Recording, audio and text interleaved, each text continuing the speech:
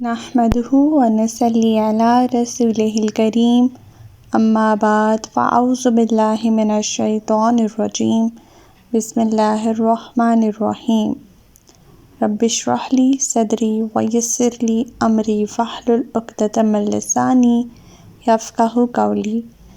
السلام علیکم ورحمۃ اللہ وبرکاتہ۔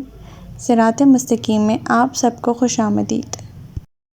پچھلے سبق میں ہم نے پڑھا تھا کہ جب سیدنا یوسف علیہ السلام اپنے بھائی بنیامین کو اپنے پاس روکنے کے لیے تدبیر کرتے ہیں اور روانگی کے وقت ان کے سامان میں اپنے پانی پینے کا پیالہ رکھ دیتے ہیں۔ پھر جب یوسف نے ان کی روانگی کے لیے ان کا سامان تیار کیا تو اپنے بھائی کے سامنے اپنا پیالہ پانی پینے کا رکھ دیا۔ جب یہ لوگ شہر سے نکل آئے تو پیچھے سے ایک پکارنے والے نے کہا، اے قافلے والو، تم چور ہو۔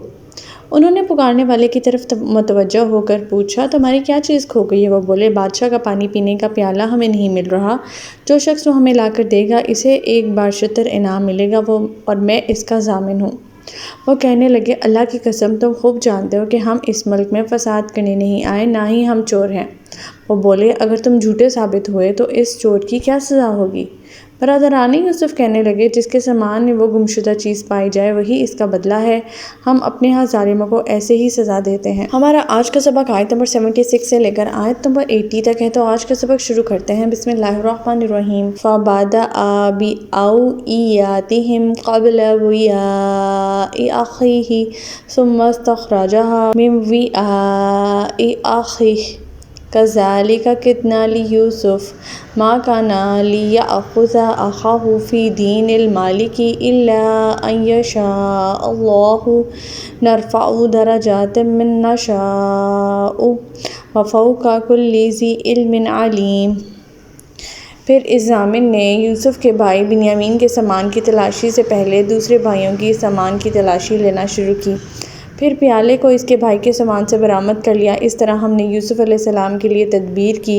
یوسف کے لیے مناسب نہ تھا کہ شاہ مصر کے قانون چوری کے مطابق اپنے بھائی کو اپنے پاس رکھ سکیں، الا یہ کہ ہم جس کے چاہیں درجات بلند کر دیتے ہیں، اور ایک علیم ہستی ایسی ہے جو ہر صاحب علم سے بالاتر ہے۔ سیدنا یوسف علیہ السلام اپنے بھائی بنیامین کو اپنے پاس ہی روکنا چاہتے تھے اور یہ بھی چاہتے تھے کہ ان کے بھائیوں پر ابھی اپنے بادشاہ ہونے کی حقیقت کا راز فاش نہ ہو، اس لیے پیالہ بنیامین کے سامان میں رکھنے کی تدبیر کی گئی۔ اور جو تدبیر اللہ نے یوسف علیہ السلام کے لیے کی وہ یہ تھی کہ آپ اس کو شاہ مصر کے قانون کے مطابق گرفتار کر کے جیل میں نہ بھیجیں، بلکہ اللہ تعالیٰ نے برادران یوسف کے منہ سے ہی یہ بات نکلوا دی کہ ہمارے ہاں چور کی سزا یہ ہوتی ہے کہ جو شخص چوری کرتا ہے وہ 1 سال کے لیے اس شخص کی غلامی کرے جس کا مال اس نے چرایا ہے۔ اس طرح باعزت طور پر بنیامین کو کم از کم 1 سال کے لیے اپنے حقیقی بھائی سیدنا یوسف علیہ السلام کے پاس رہنے کے لیے اللہ تعالیٰ نے موقع فراہم کر دیا۔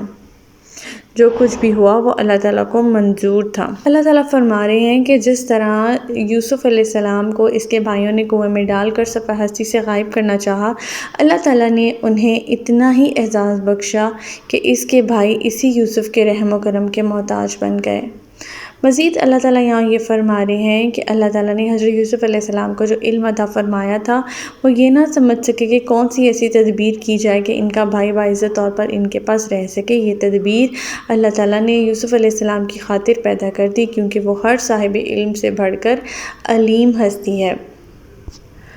آیت نمبر 77۔ قالوا ان يسرق فقد سرق اخ الله من قبل فأسرها یوسف فی نفسه ولم یبدها لهم قال انتم شر مکانا واللہ اعلم بما تصفون۔ برادران یوسف کہنے لگے، اگر اس نے چوری کی ہے تو اس سے بیشتر اس کا بھائی یوسف بھی چوری کر چکا ہے۔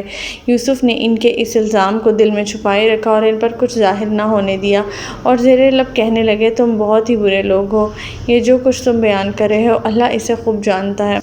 اب برادران یوسف جو کہ کچھ دیر پہلے ہی اعلان کر رہے تھے کہ ہم تو شریف ذاتے ہیں اور فساد کرنے والے نہیں ہیں، اسی مقام پر صرف بنیامین پر ہی چوری کا الزام کو درست تسلیم نہیں کیا بلکہ اس کے بڑے بھائی یوسف علیہ السلام پر بھی چوری کا الزام لگا دیا۔ اور اس جملے سے معلوم ہوتا ہے کہ وہ ان دونوں بھائیوں کی اس قدر حسد کرتے تھے اور جو کچھ خود ان کے حق میں کرتے رہے وہ تو ان کو خیال بھی نہیں تھا کہ وہ کیا کچھ کر چکے ہیں۔ اس مقام پر بھی سیدنا یوسف علیہ السلام نے پیغمبرانہ صبر و تحمل سے کام لیا اور زیر لب بس اتنی سی بات کہہ دی کہ تم لوگ بہت برے ہو۔ آیت نمبر 78 قالوا یا ایھا العزیز ان لہ ابا شیخا کبیرا فخذ احدنا مکانہ انا نراک من المحسنین۔ وہ کہنے لگے حضور والا اس کا باپ بہت بوڑھا ہو چکا ہے، لہٰذا اس کی بجائے ہم میں سے کسی ایک کو رکھ لیجئے، ہم دیکھ رہے ہیں کہ آپ بہت احسان کرنے والے ہیں۔ آیت نمبر 79 قال معاذ اللہ ان ناخذ الا من وجدنا متاعنا عنده انا اذا لظالمون۔ یوسف نے کہا اس بات سے اللہ کی پناہ، ہم تو اسے ہی پکڑیں گے جس کے ہاں ہم نے اپنا گمشدہ سامان پایا ہے، اگر ہم ایسا کام کریں تب تو ہم بہت ظالم ٹھہرے۔ اب جب یہ واقعہ پیش آ رہا تھا تو برادران یوسف کو فوراً خیال آیا کہ اب ہم اپنے باپ کو کیا منہ دکھائیں گے، ان سے تو ہم نے پختہ عہد لیا ہوا تھا کہ ہم بنیامین کو ضرور اپنے ساتھ واپس لائیں گے، الا یہ کہ ہم سب پر کوئی آفت نہ پڑ جائے۔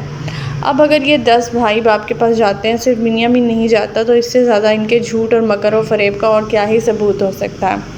سیدنا یوسف والے واقعہ سے تو پہلے ہی باپ ان سے بدظن تھا۔ اب وہ کرنے لگے یوسف علیہ السلام کی منت سماجت کہ ہم پر بہت احسان کیا، ایک اور کر دیجئے کہ بنیامین کے علاوہ ہم میں سے کسی کو غلام رکھ لیجئے، کیونکہ اس کا باپ بہت بوڑھا ہو چکا ہے اور وہ اس کی جدائی کا صدمہ برداشت نہیں کر سکیں گے۔ اس کے جواب میں سیدنا یوسف علیہ السلام کہنے لگے کہ ہم ایسا ظلم نہیں کر سکتے، کیونکہ جس کے پاس ہم نے اپنا گمشدہ مال برآمد کیا ہے ہم اسی کو اپنے پاس رکھیں گے۔ آیت نمبر 80 فَلَمَّا اسْتَيْأَسُوا مِنْهُ خَلَصُوا نَجِيًّا قَالَ كَبِيرُهُمْ أَلَمْ تَعْلَمُوا أَنَّ أَبَاكُمْ قَدْ أَخَذَ عَلَيْكُمْ مَوْثِقًا مِّنَ اللَّهِ وَمِن قَبْلُ مَا فَرَّطتُمْ فِي يُوسُفَ فَلَنْ أَبْرَحَ الْأَرْضَ حَتَّى يَأْذَنَ لِي أَبِي أَوْ يَحْكُمَ اللَّهُ لِي وَهُوَ خَيْرُ الْحَاكِمِينَ۔ پھر جب وہ یوسف سے مایوس ہو گئے تو علیحدہ ہو کر مشورہ کرنے لگے۔ سب سے بڑے بھائی نے یہ کہا، یہ پتہ ہے کہ تمہارے باپ نے اللہ کے نام پر تم لوگوں سے پختہ عہد لیا ہوا ہے، نیز تم اس سے بیشتر یوسف کے معاملے میں بھی زیادتی کر چکے ہو۔ اب میں تو یہاں سے کبھی نہ جاؤں گا یہاں تک کہ میرا باپ مجھے حکم دے یا اللہ میرے لیے کوئی فیصلہ کر دے، وہی سب سے بہتر فیصلہ کرنے والا ہے۔ جب یوسف علیہ السلام نے ایسا احسان کرنے سے انکار کر دیا تو سب بھائی جو ہیں وہ تنہائی میں جا کر بہت پریشان ہو گئے اور غور و فکر کرنے لگے کہ اب کیا کریں۔ اگر انہوں نے پہلے یوسف کے معاملے میں زیادتی نہ کی ہوتی تو اب یہ صورتحال اس قدر سنگین نہ ہوتی۔ ان حالات میں سب سے بڑے بھائی نے کہا کہ میں اپنے آپ کو اپنے باپ کا منہ دکھانے کے قابل نہیں سمجھتا، البتہ تم لوگ جا کر اس باپ کو ساری صورتحال بتا دو، میں یہیں رہوں گا، پھر کوشش کروں گا کہ بنیامین کو ان لوگوں سے چھڑا سکوں، یا پھر مجھے موت آ جائے، یا اگر میرا باپ مجھے اپنے پاس آنے کا حکم دے تب ہی میں اپنے باپ کو منہ دکھا سکوں گا۔ اب جو بات اللہ کو منظور ہوگی وہی میرے لیے قابل قبول ہوگی، اور میرے حق میں کوئی فیصلہ اللہ بہتر کر دے گا، تب تک میں انتظار کروں گا۔ بہرحال میں تمہارے ساتھ گھر جانے کو بالکل تیار نہیں، اور میں اس بات پر موت کو ترجیح دیتا ہوں۔ تو ہمارا آج کا سبق یہیں تک تھا۔ اللہ تعالیٰ سے دعا ہے کہ اللہ تعالیٰ قرآن پاک کے احکامات پہ ہمیں عمل پیرا ہونے کی توفیق عطا فرمائے۔ اللہ پاک ہمیں ہدایت دے کہ جس کے بعد گمراہی نہ ہو۔